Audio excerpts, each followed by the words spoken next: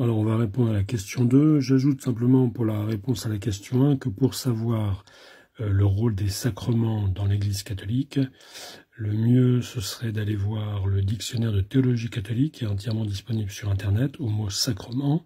Vous pouvez aussi aller voir le Bartman, le précis de théologie dogmatique, les catéchismes. Il y a 2 catéchismes officiels de l'Église catholique, le catéchisme de l'Église catholique promulgué par Jean-Paul II, et aussi le catéchisme romain qu'on appelle familièrement le catéchisme du Concile de Trente. Il y a aussi le catéchisme de Saint Pie X, le pape Saint Pie X, qui est très clair.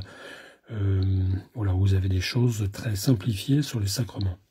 Maintenant, passons à la question 2.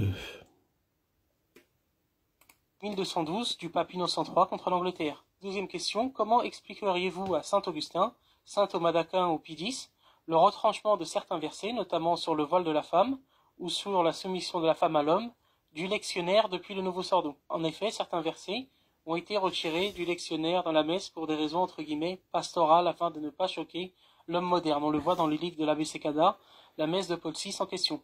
Troisième question. Alors là-dessus, je pense qu'on doit pouvoir trouver ça dans les œuvres de saint Augustin et saint Thomas d'Aquin, c'est-à-dire qu'il y a une sensibilité. Par exemple, là, récemment, je fais cette petite vidéo en 2023, on a eu MeToo sur Twitter, et le fait que les violences sur les femmes, les maris qui battent leurs femmes, ou alors les viols, des femmes qui ont été violées ou agressées sexuellement, ça devient totalement insupportable. Et les femmes se laissaient, certaines femmes gardaient le silence. Donc la réponse, c'est que il y a les rapports hommes-femmes évoluent.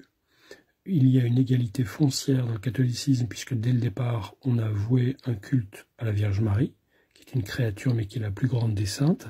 Dès le départ, on a demandé le consentement aux femmes pour le mariage, et dès le départ, elles ont reçu la communion, qui montre bien qu'on pensait que elles étaient une âme, et elles étaient à égalité avec l'homme. Et dans le code de droit canon, les femmes sont à égalité. Il n'y a pas l'infériorité que l'on trouve dans l'islam, infériorité pour le témoignage, pour les vocations héréditaires et compagnie.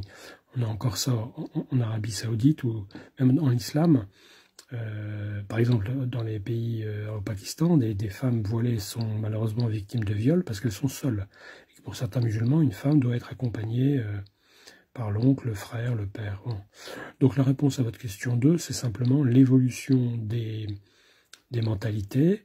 On a considéré que c'était plus adapté au monde actuel, à la manière dont l'homme et les femmes vivent.